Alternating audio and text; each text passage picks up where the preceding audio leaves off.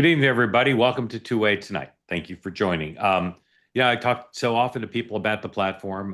Delighted to always get feedback from people. Talking to someone today who might come work at Two Way, and talked about this concept of conversations like no other.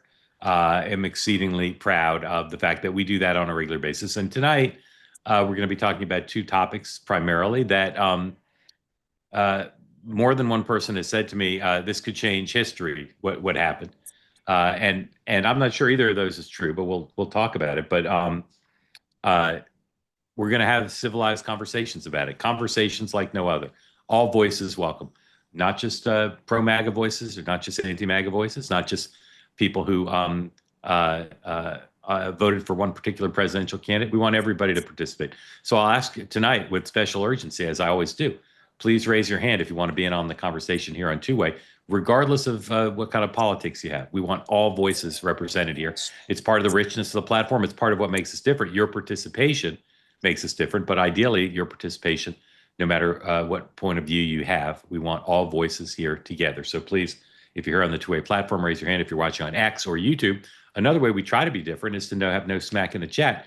And even though I never read the chat and only occasionally glance at it, I know I'm disregarded nightly because there is a lot of smack in the chat. Maybe tonight, take a break. If you disagree with something that's said, rather than put smack in the chat, put your hand on your chin and say, what an interesting perspective. That might be held by tens of millions of Americans, even though they don't agree with me. In fact, especially because they don't agree with me, I'm so interested in the opportunity to learn from someone else in America or in the world. This experiment, this great American experiment called Two Way, will only succeed on our politics programming, not our programming about dogs and cooking and medicine.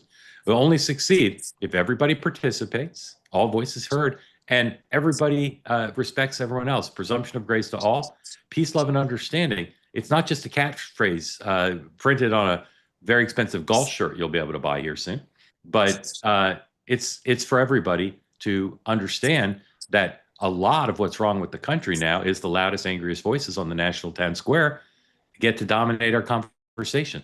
The incentives in the system to raise money, to get a TV show, to sell a book, to add 100,000 followers on social platform, all of those come to primarily under the status quo, those who are loud and angry and partisan and don't listen.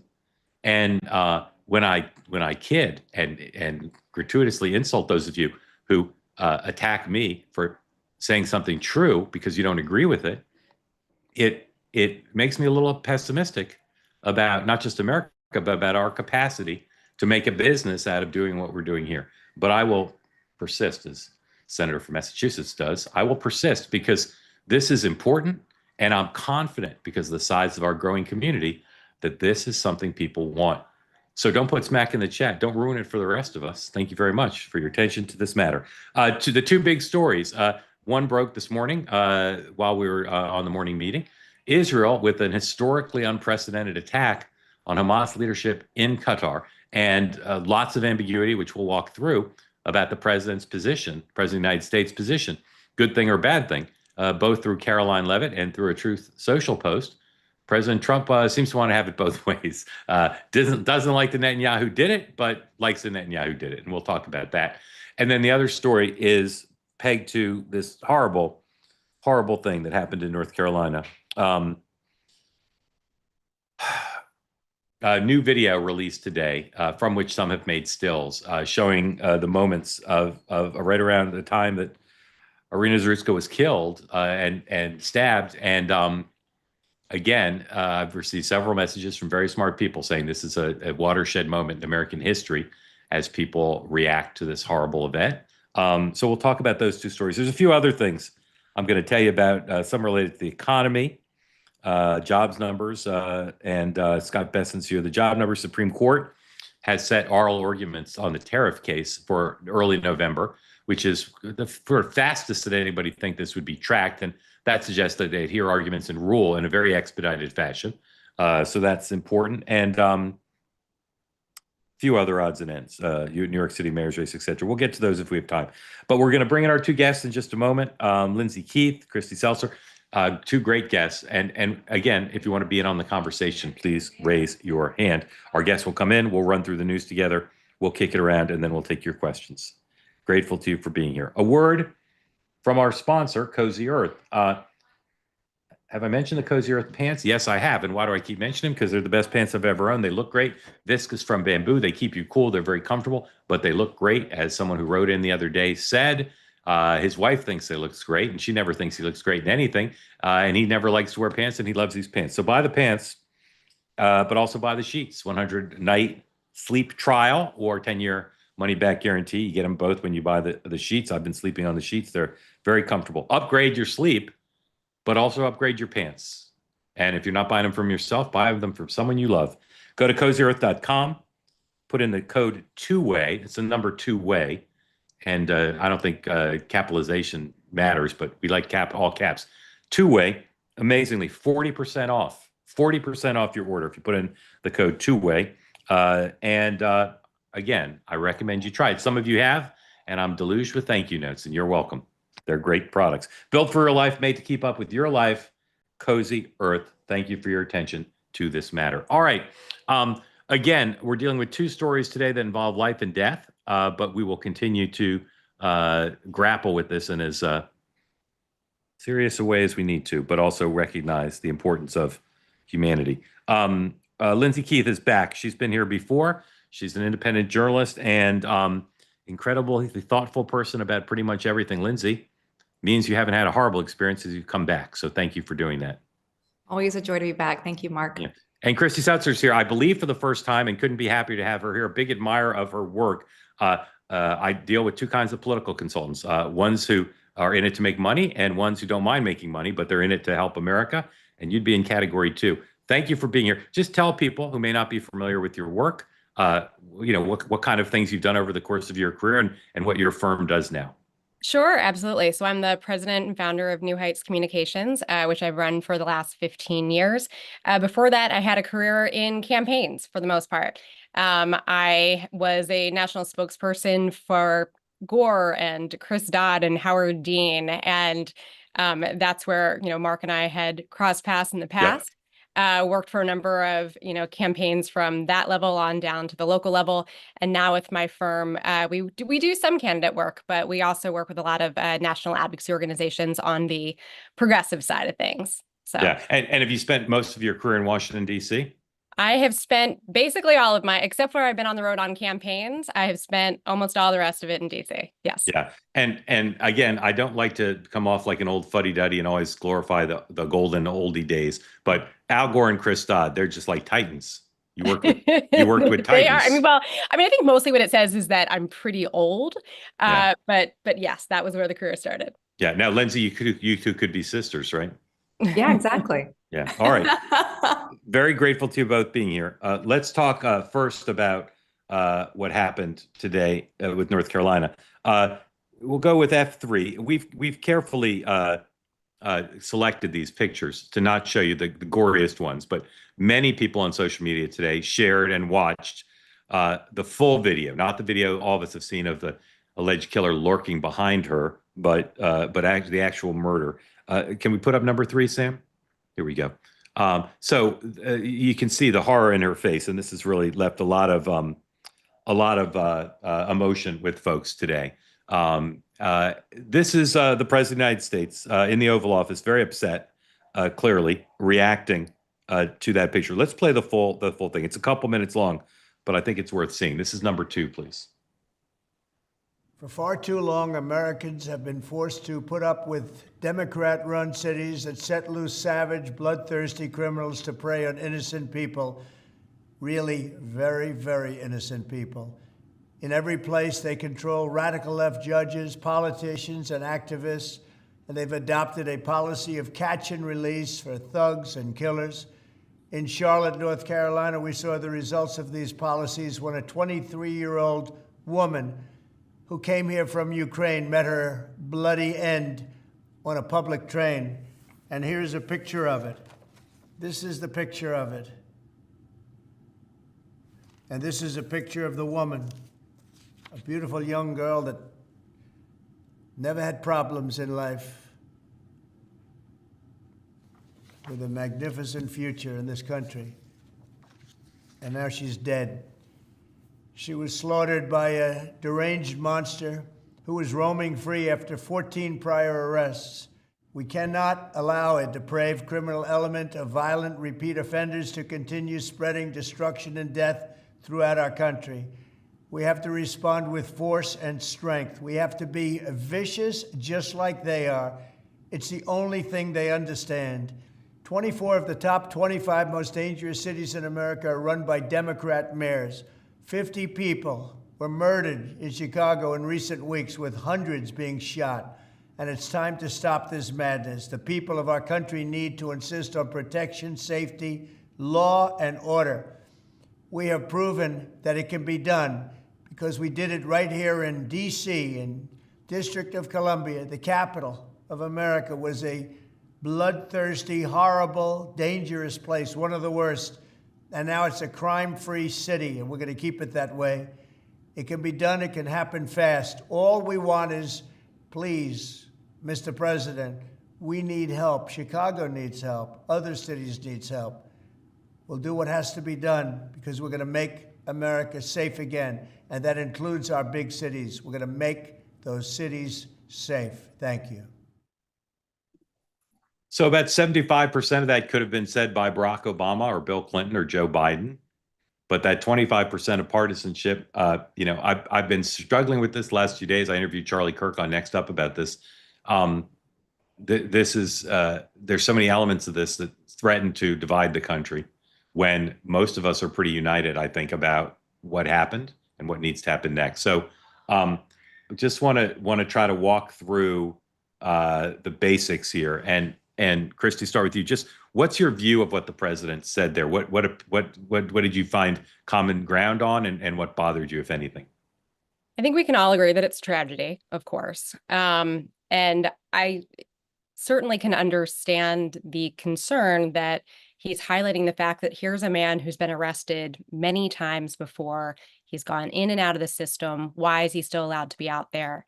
Some of the things that he didn't say are that he's a homeless, mentally ill man who Donald Trump has cut the programs for this. What he hasn't said is that Charlotte has actually had their rate of violent crime drop 25% this in the last year alone.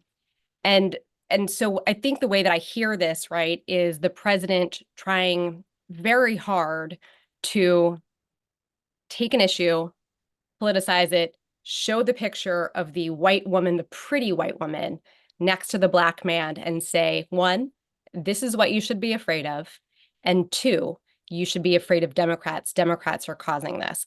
And obviously, Donald Trump doesn't have any desire to put that in sort of the proper perspective, but the proper perspective is that crime is down significantly and that there are good programs in place in many cities across the country in order to bring down and reduce the rate of violent crime.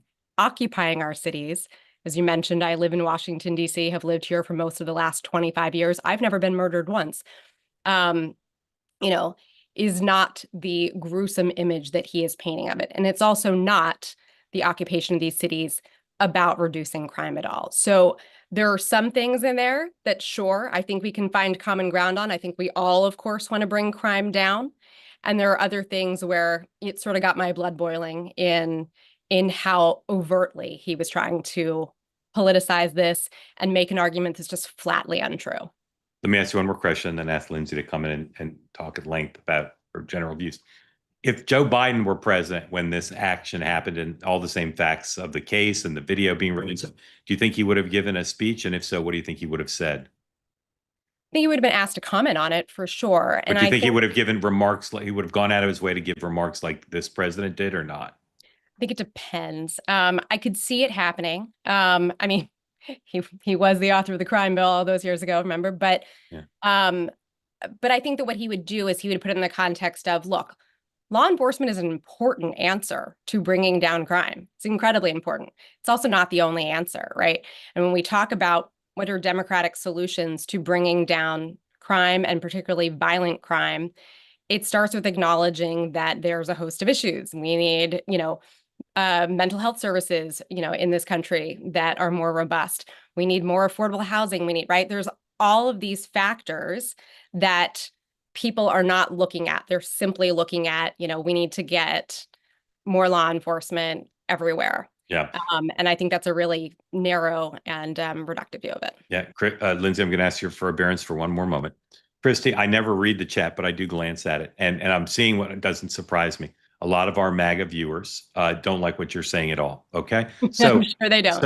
I'm trying to create understanding. So just as best you can without being political, but just anthropological, why do you think people who support President Trump or disagree with what you said, why do you think they disagree so emotionally about it? Put yourself in their place. Don't. I think they're scared. I think they're scared. I think that despite probably not living in a city, I'm going to go ahead and suggest, as I do, that they are scared of the idea that particularly a person of color this plays into all of the worst stereotypes, frankly, that we have about that Black men are dangerous, violent, out to hurt white women, right? These are all the stereotypes that Donald Trump loves to play in, despite the fact that, again, that is not what the statistics show at all. Right. Right now, again, the arguments about, that immigrants are causing crime. Immigrants, as you know, cause, are responsible for crimes at a much lower rate than native-born Americans, right? All of these are lies. But can he find an example? Can we find examples of where that is the case? Of course you can, Right. because we're a nation of 380 million people. You're going to find examples of lots of things. Right. So here's why I think they are mad, and I'm pretty sure I'm right. What they're hearing, and again, I'm not siding with them. I'm just trying to have understanding here, because I'll use a word I don't usually like to use. You're triggering them, because what they're saying is, what we hear from you is a bunch of statistics trying to downplay the real reality of crime in America today. What we hear from you is a bunch of liberal ideas about how to deal with crime that haven't been effective.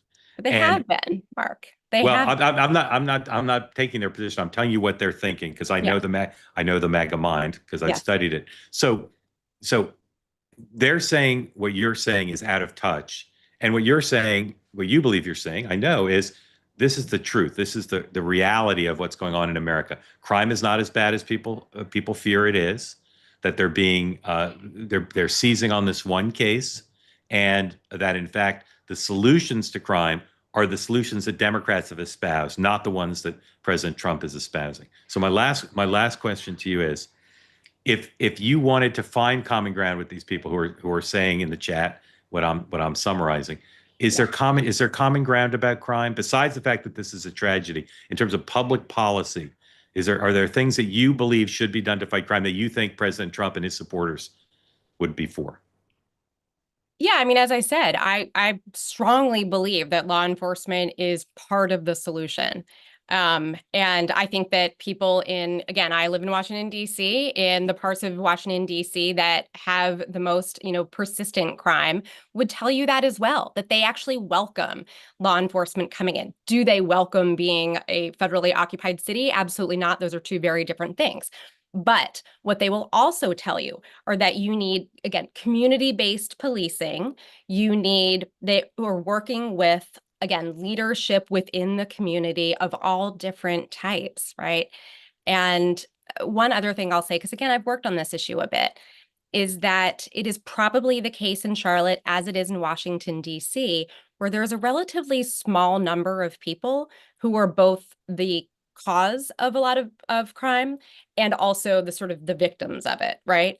And so we're talking about a really relatively kind of small population that can be addressed with targeted policies and again, that work hand in hand with law enforcement, as well as things like, mental health providers and, job placement opportunities.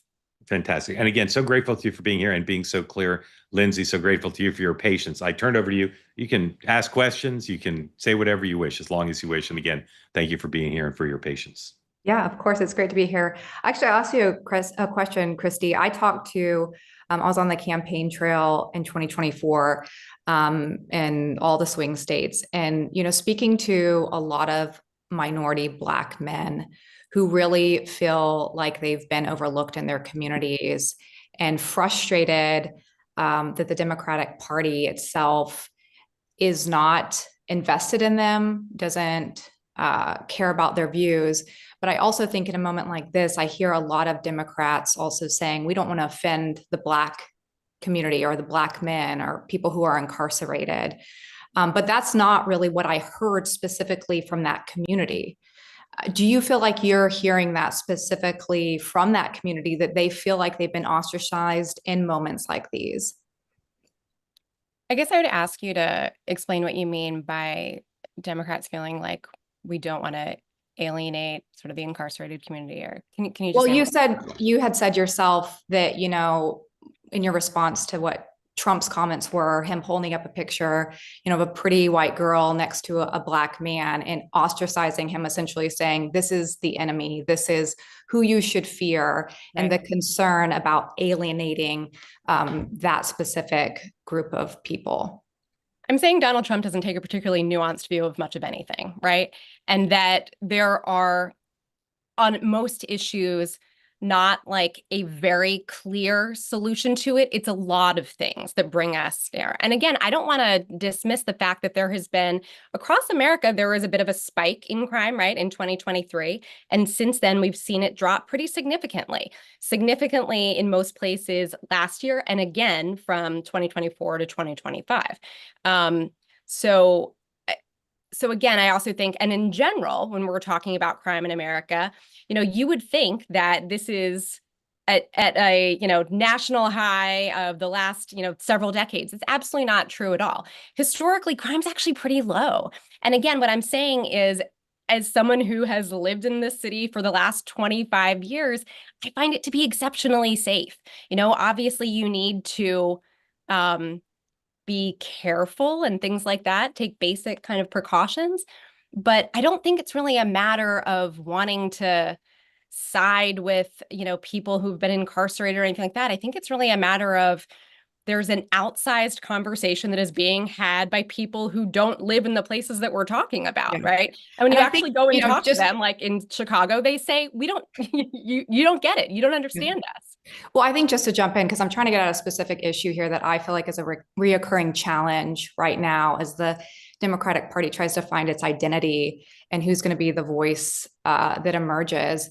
You know, you look at the trans issue, and not to switch subjects here, but it's also something that, as I spoke to a lot of voters, and this is me speaking from voters talking to me, is they felt like the Democratic Party had lost its way in fighting for the few, opposed to speaking up for, you know, young girls in sports, saying, why can't you do both? Why do you always fight for the 1% instead of fighting, you know, for me? I think and it's like about fighting for the 100% is what I but think. that's what I'm saying. A lot of people who were saying, I've been a Democrat my whole life, and I think I'm actually going to vote for Donald Trump specifically. I heard this from so many voters, specifically because of the trans issue, because I feel like my party is fighting for the 1% instead of fighting for me. And what I'm trying to say is I heard that also from a lot of young Black men who would say, I feel like the party who I thought I aligned with is not fighting for me. And I hear a lot of, and not just you, other Democrats out there, even today, again, not fighting for, you know, they're trying to protect a certain group of people. And I get it, you can do both, but I think that's the challenge. Why aren't people more boldly trying to do both? If that makes sense. I think they are. I think the conversation about trans people, for the most part, was dominated by the right.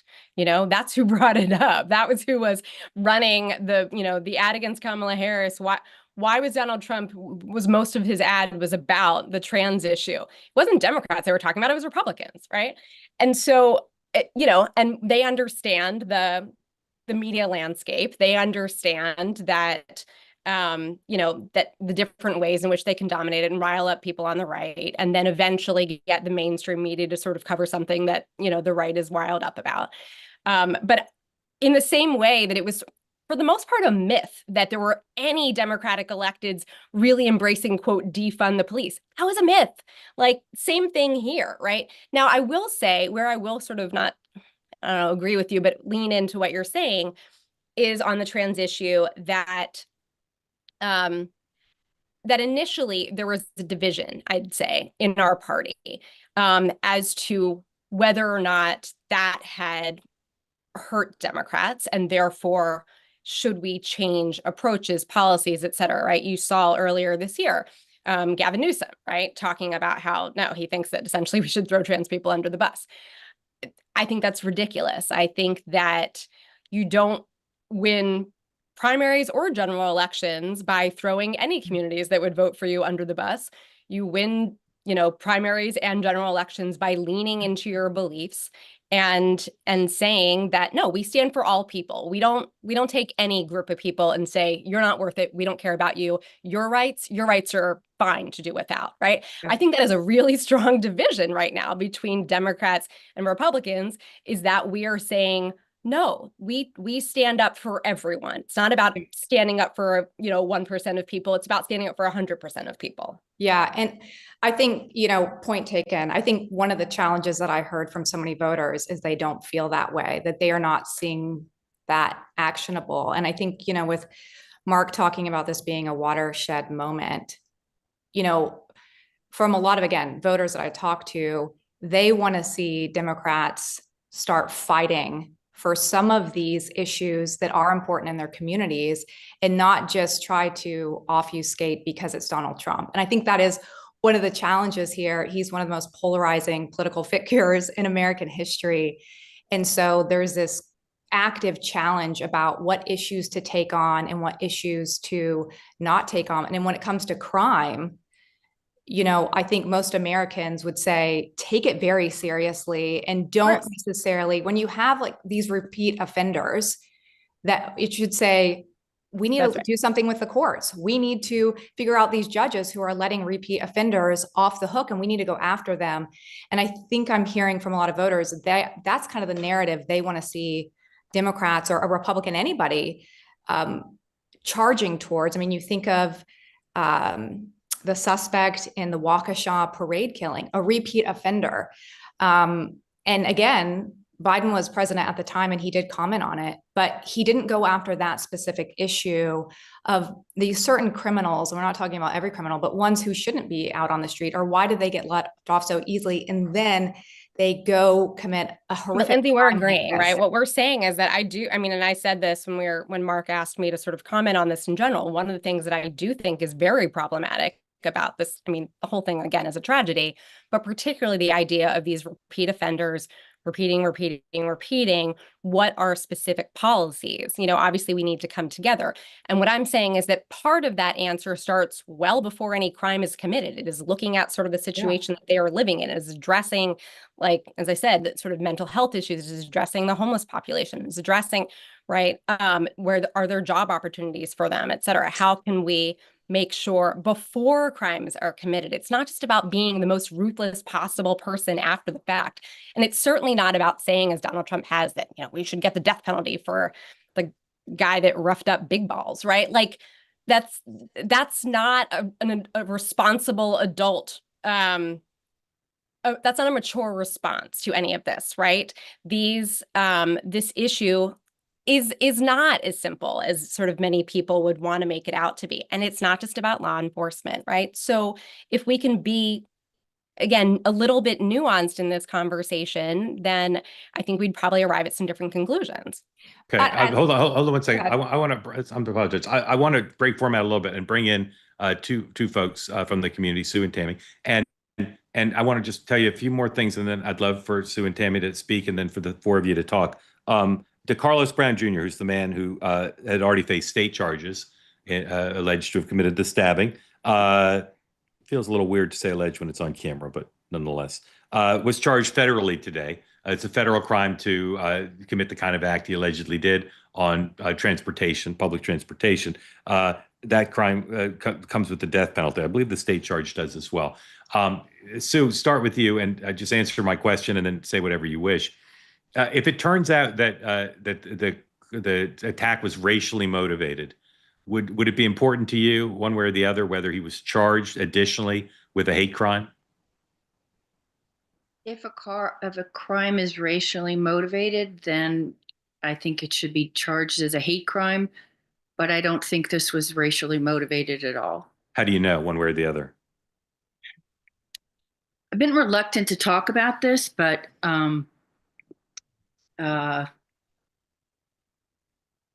this guy was clearly mentally ill. I looked at just part of that video in the beginning, and the woman sits down, and to me, I'm looking at this and I'm saying that man was triggered. My son had severe mental health challenges. When we lived in North Carolina, he was hospitalized in a mental health hospital 9 times. The mental health care system in North Carolina is horrendous. And I don't think people are talking about the fact that this man is mentally ill. And when you get someone who is mentally ill and they get to that point, they are not rational at all. And I can speak from personal experience. And mental health hospitals in North Carolina are awful, absolutely awful. Underfunded, understaffed, whether it's acute care, which is 7 to 10 days, or if the person then goes on to residential care, which can be 2 weeks to 3 weeks. It's horrible. They're horrible. They're underfunded. And the governor right now is trying to get more money for mental health care. The entire country needs to do a better job with mental health care. The mother of this person, and it's a horrific situation, has said he's paranoid schizophrenic. And she could not get him into care because she was not his guardian. The legal challenges that one has, until you go through it, and my family went through it for many years, you cannot understand the roadblocks that are put up when you want to get care for someone. You don't want someone in your family getting to the point where they are out of control. And there are so many parents of shooters who have said, I didn't see anything. I don't understand how someone, if they live in your house, you would not know that they are struggling.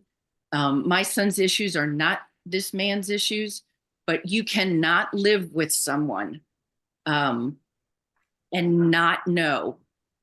There are signs always. And I look at this as much as it's a horrific thing that he was let out, but it's also horrific that the mental health system in this country could not remove this man from society before something like this happened. So grateful to you for sharing. And I know you were mostly elliptical about your family situation, but I know it wasn't an easy thing to share. So thank you for doing that. Tammy, what thoughts, please, on, or you pick up on what it was said or anything you want to say about what the situation? Yeah, I think with regard to the whole situation, I mean, people look at it, he was let out multiple times. So it's not a matter of law enforcement. It's a matter of enforcing the laws. Either we have laws and we abide by them and we put criminals, especially repeat criminals, in jail. But to Sue's point, I agree 100%.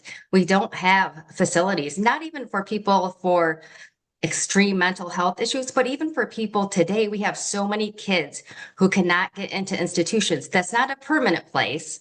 It would be temporary. So an example would be in Traverse City, Michigan. I'm from Michigan, but I don't live in Traverse City. They used to have a mental institution that was shut down years ago. Where did everybody go? What happened? And recently there was an encampment there, and the city decided to, eliminate the encampment, move everybody. Well, where did they go? What happened to them? So now they're just roaming the streets. It's not any better. And so the question is, what do you do for people who need long-term care?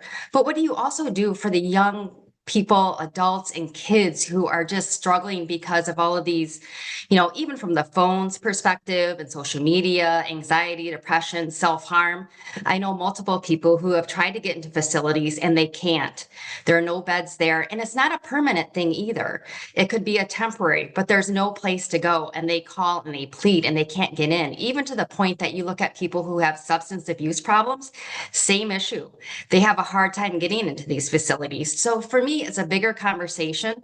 One, it is have to do with crime, holding people accountable and not being soft on crime, not letting people out and things of that nature. But from a separate issue, just as a, you know, a country, every time there is a school shooting that we want to go to, let's ban the guns. It's, you know, the guns, blah, blah, blah, blah. Well, it's people. It is people that's doing it. It's a mental health breakdown. You know, my son's at MSU and they had a shooter near their school last year. And the person had a previous issue with the gun and they never took it away. You know, so there's a balance between gun laws, but I am also believe that they should not be taking away guns. It's not necessarily a guns issue. It's a person issue. And how do we manage the mental health of people in this, you know, in the United States? What do we do in that space? And I'm not sure what the right answer is, but we need to do something different besides saying, well, crime is going down. You know, that's not the answer. And from my perspective, every time I hear that, that's irrelevant. It's irrelevant who committed the crime. It's irrelevant what the statistics are. If you live there or if that's your child, it doesn't matter. It was one person too many. And that's really what I think we need to talk about. Thank you. Lyndsay, comment or question? Yeah, Sue, thank you for sharing your story, and Tammy, you as well.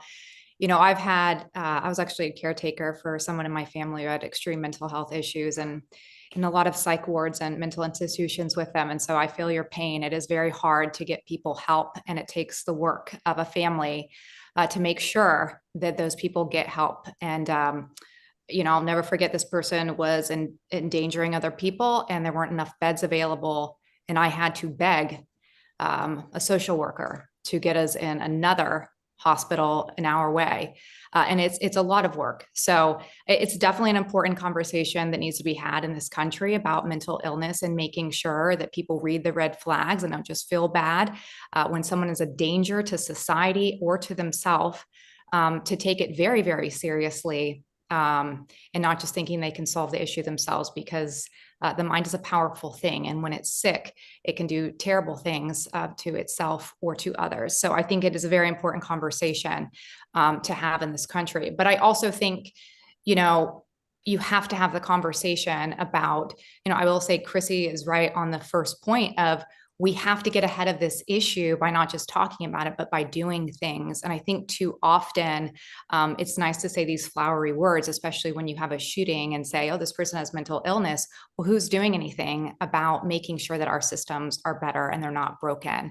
And I don't see enough action being taken in that way, in a serious way, or judges being held accountable for letting people off. If this guy has had mental health issues, as his family has said, for such a long time, then why is he out on the streets? Why is he able to commit such a heinous crime? And I think that people do care about this, because you do wonder who is around you. I live in a city and I ride public transportation. I did today. And I remember sitting on the subway car and putting myself in a position where I could see everyone around me. I was in a part of town that I thought I should be watching my six. And as any woman who watched what happened, last month in Charlotte, it is scary. And it is scary for anybody. And I think that parents or moms or dads watching that are afraid. And so, you know, it's not just good to talk about it. It needs to be backed up with action. And I think the party that can do that the best, and not just platitudes, but in real ways, will make some gains. And I think that's why Mark is talking about this being a watershed moment. You have to have both sides of the conversation here. And whoever can start doing that in real ways, I think can start making gains, not just politically, but for the betterment of our society as a whole. Christy, do you have a question for one or both of our community members? No, more of a comment, Yeah. which is Okay, just sure. I'm incredibly gratified by the conversation. I really, really appreciate both you, Sue and Tammy, sharing your experiences. And I'm gratified by the fact that I think we are largely on the same page here. I think we're all saying the same thing, which is that this is not just a guns issue. This is a mental health issue, and that we need to be funding these services so that we don't have a lack of beds, so that people who deserve help can actually get it in this country. That's not what we're seeing right now.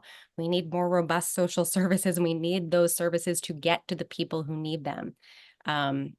So again, so that we're not just reacting after the fact and offering thoughts and prayers, but we're actually able to stop crime before it starts. Yeah. Sue, did you want to say something?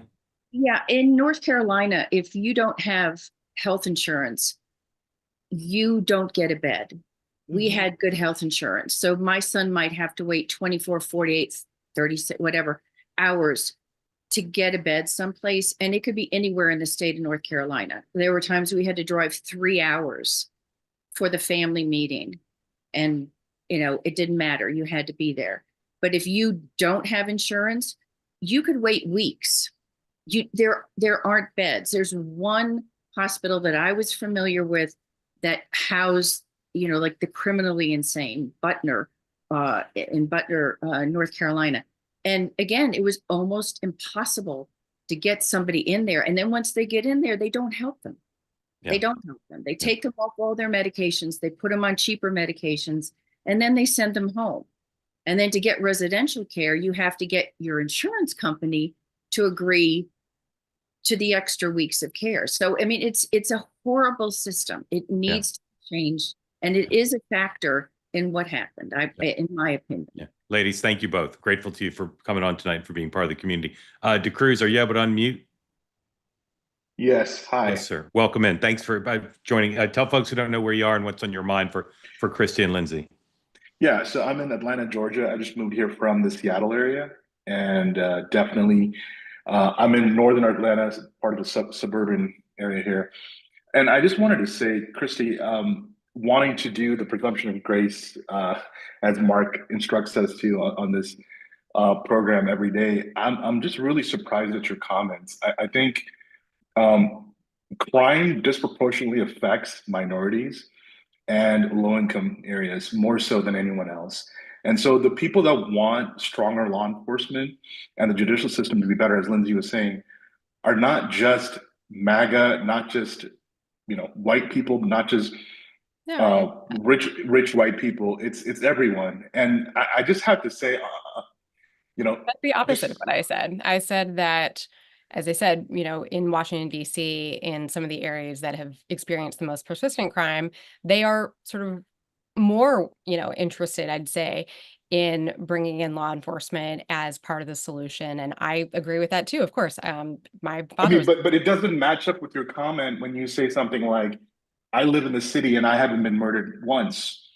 Yes, this woman was a obviously I was refugee from being Ukraine. ironical, as they would say, right? Yeah. The point is that that Donald Trump is taking this case and blowing it up in a way that is supposed to be illustrative of, a problem. He's shining a different lens on the problem than it actually exists, is all I'm saying.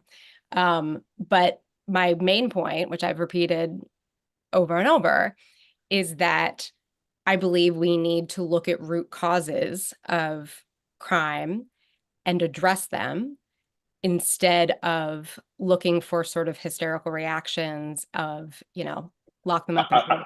I'll just end with this, Mark, because I don't want to take up all the time. I'll just say this, Christy. I worked for an international justice organization that works on trafficking and violence against women and kids for more than 5 years. And the number one issue across the world, it's not necessarily just looking at root causes, but it's also looking at impunity.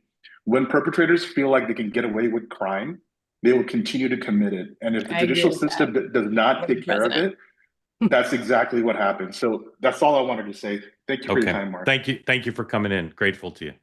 Thank you. All right, let me just take a quick break to just bring folks up to date on a few more news stories. Then we'll go back to your questions for our two guests. As I said, the White House mixed signals on the Israeli strike on Hamas leaders in Qatar. Still a lot of ambiguity about who was killed. Hamas claims the leaders were not killed; some more junior people were. But we'll see if that's true. Hamas does not have an unblemished record about truth telling. And still reaction from around the world, in the Arab world, pretty negative reaction to what Israel did. Okay. Economic numbers. The U.S. turns out added almost 100,000, or sorry, a million, almost a million fewer jobs in the year that ended in March. Scott Bessent said today that the BLS data is broken and lazy and that it's being fixed. The Supreme Court agreed to hear the tariff case. As I mentioned, they'll hear arguments in early March. And the New York or Politico claims that Eric Adams is still in talks with the Trump folks about leaving the race. Stock market. Dow closed at an all-time high. Take a look at the Wall Street Journal headline. Interesting how the markets are seemingly impervious to a lot of world events that historically you'd think would cause a decline. Wall Street Journal, all three major stock market indexes close at record on hopes for deeper rate cuts. And of course, the Fed meets in a couple weeks, and the market people are able to just pretend like nothing's happened bad. Today's program brought to you by the Bahnsen Group. David Bahnsen was here last night. The Bahnsen Group offers comprehensive private wealth management services covering investment, tax, and estate planning. They manage everything in-house, so you don't have to worry about outsourcing or who's doing your work. And David writes a daily newsletter that's free called The Dividend Cafe. It's a great way for his clients and for you, because it's available to anyone, to keep abreast of what's going on in the economy. David is a brilliant analyst, a great writer, a lot of funny jokes every day in there. You can sign up for the newsletter now.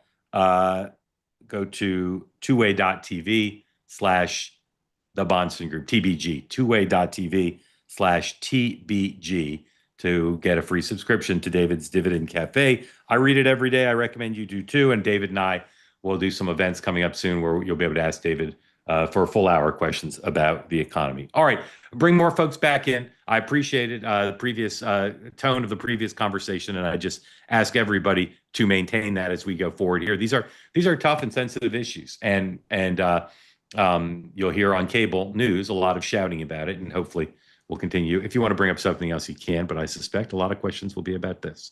So let's bring in Scott Hale. Scott, welcome in. Thank you for being part of Two-Way. Unmute, tell everybody where you are and what's on your mind for Christy and for Lyndsay. Okay, and I apologize. It is not very good. I'm in Arlington, Washington, 70-year-old man. More Trump supporter than not. I think I want to just articulate a little bit, kind of, why I think this is an issue. I've had problems. I've worked in nursing homes all my life, ran them. The mental health system, getting people who need to be institutionalized due to violent behavior is damn near impossible.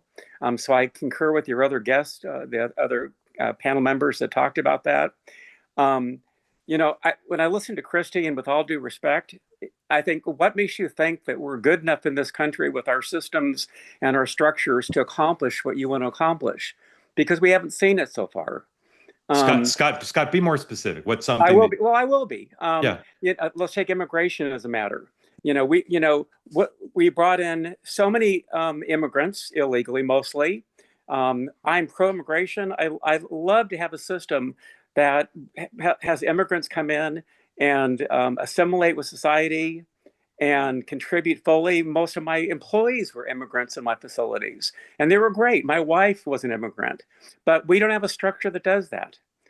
We have a structure that lets immigrants come in, kind of go into their own enclaves, and then get politically driven in different directions. Right. All right, Scott, hold on. Scott, hold on 1 second. Christy, sure. Is that something you agree with or disagree with?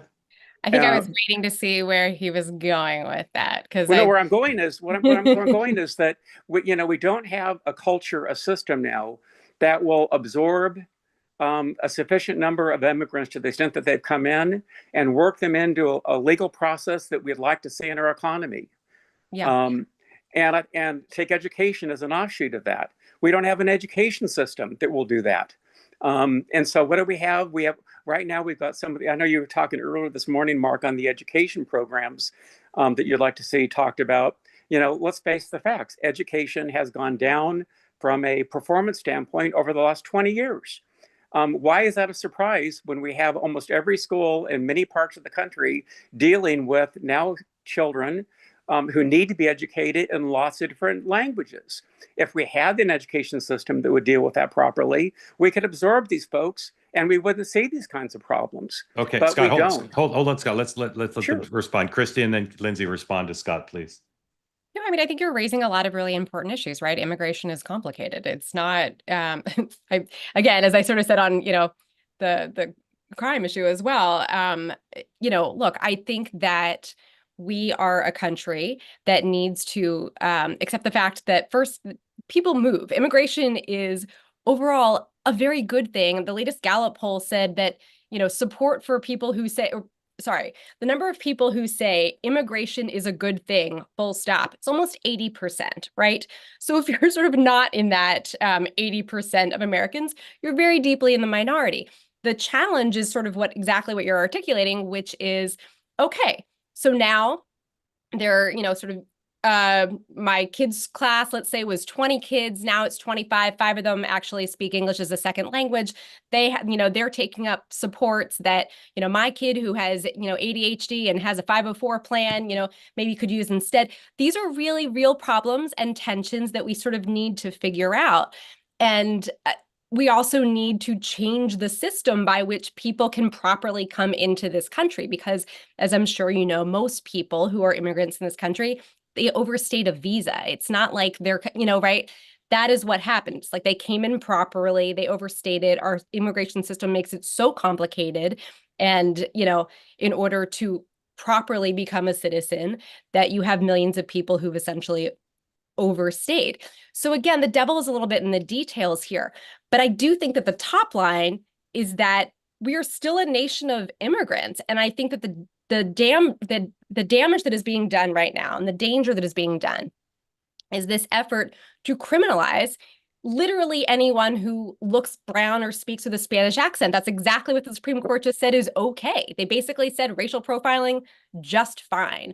And I think we are going down a really dangerous and dark path once we start doing that, because, as you said, it's more about how do we navigate these issues as opposed to we just want a country that has no immigrants whatsoever. That's Lyndsay, thank you for that, Chrissy. Lyndsay, you want to say anything about Scott or move on? Yeah, I'll just say something quickly, Scott, to answer your broader question here. I think that time and time again, it's proving that our government systems are broken and there needs to be major reform and overhauls.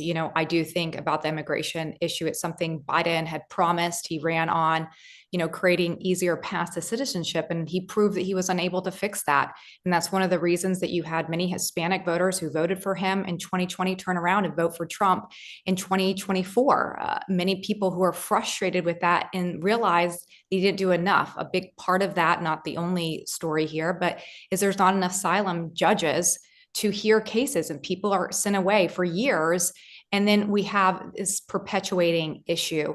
But, I think when you look at government as a whole, and last thing I'll say on this, we have become a system that props itself up on polarizing issues. And we have politicians who want sound bites instead of figuring out how to move the needle and how to compromise on some things and not on others and work together for the betterment of government. And I think that's a huge detriment, and you're seeing it, to the betterment of our country and to improving our laws and systems. And it just, a lot of people voted for Trump because they wanted him to clean the swamp. I mean, that's what he ran on the first time. And, not to open this can of worms, but one of the reasons many MAGA voters are frustrated with him, how he's handling the Epstein situation, because it's not the transparency that he promised and says that he has so clearly followed. But I think that is the crux here, is that you have two parties that demonize each other, opposed to figuring out how ways to work together to improve our systems. And that's the real issue here. And I don't really have the solve, but that needs to be figured out so that these systems start working for the American people. Yeah. Scott, thank you. Kevin, before you jump in, Reuters is reporting that the Ukraine Air Force has warned early Wednesday, it's after midnight in that part of the world, Russian drones have entered the airspace of Poland and are threatening a Polish city. Now, I don't know whether they've entered Polish airspace during this war or not. That's unfamiliar to me. Maybe somebody in the chat can help out there. But obviously, this has been a concern the entire conflict, which is if Russia encroached on a NATO country, what would happen? So we'll keep watching that here in our final minutes. Kevin, sorry to Russia, and the dog is brightening everybody's day, but tell us the puppy's name and what's on your mind from Charlotte. Are you muted? Now he's unmuted, but I can't hear him. Kevin, we cannot hear you, even though you're unmuted. Nope. Maybe take your headset off. Try something else. It's a complicated setup there. Can you hear me now? Yes, sir. All right, I will have to run through this. Sadly, I live 1,000 yards from where the incident happened. I walked my dog past the location. I also basically live 2,000 yards from what everyone would know as downtown, or the locals would know as uptown, but anyone else would call downtown Charlotte. If I could run through just a bunch of quick bullet points to help tie all this together, and it supports something that Mark's sources are telling him, that it's possible that this is just the tip of the iceberg and that there's a lot more going on, potentially, where the more you dig into this situation, it's going to reveal a lot of potential rot underneath.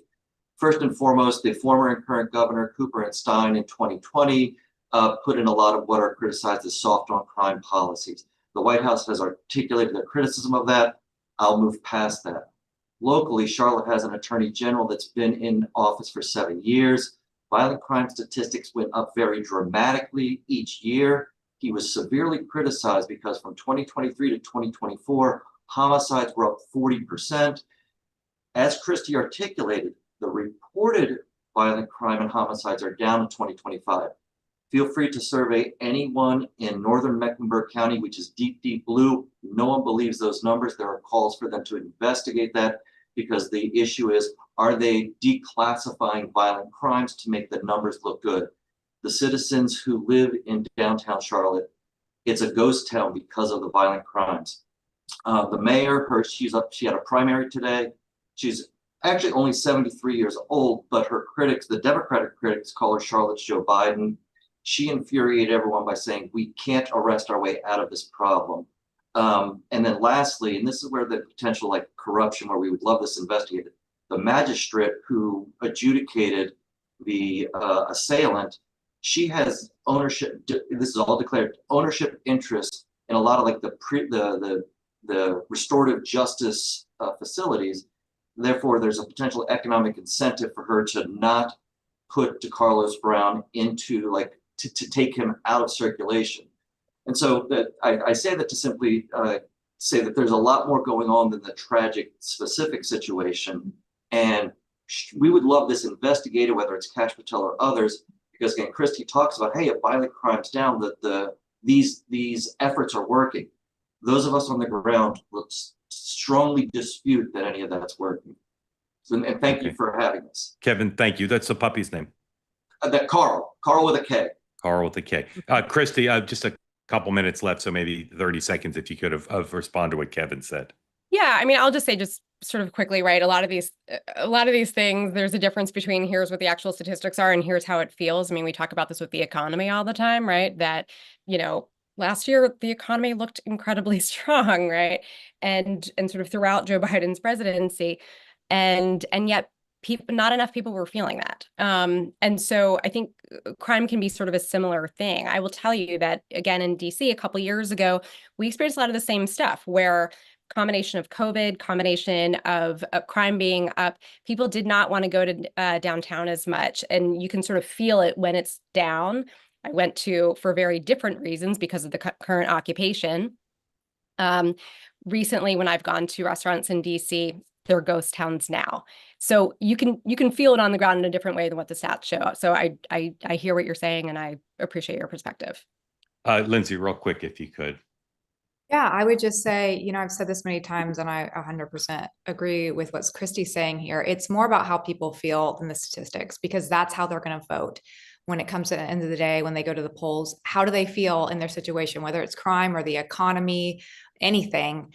And if people don't feel safe, it doesn't matter if you're telling them all day long that they are safe.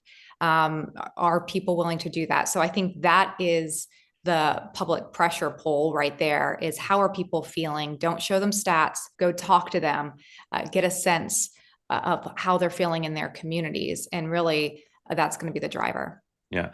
Thanks to Kevin and to Carl, to everybody a part of the community who talked, and Lyndsay coming back. And Christy, loved having you on. I hope you'll come back regularly. Thank you so much. Okay. Thank you. Thanks to everybody for watching. Tomorrow, 9 a.m. Eastern Time, Sean Dan and I will be here for the morning meeting. We're going to have lots of news, I suspect, to cover overnight. This Polish situation, of course, what's going on in North Carolina, and what's going on in Israel and with Hamas. Right now, turn over to watch Michael Moynihan Report. Eli Lake of the Free Press, one of the best foreign policy analysts around, will be Michael's guest. So go right now, please, to Michael Moynihan, the Moynihan Report, and watch Michael's program. And I will see you at 9 a.m. tomorrow morning. Thank you for being part of Two Way. Good night.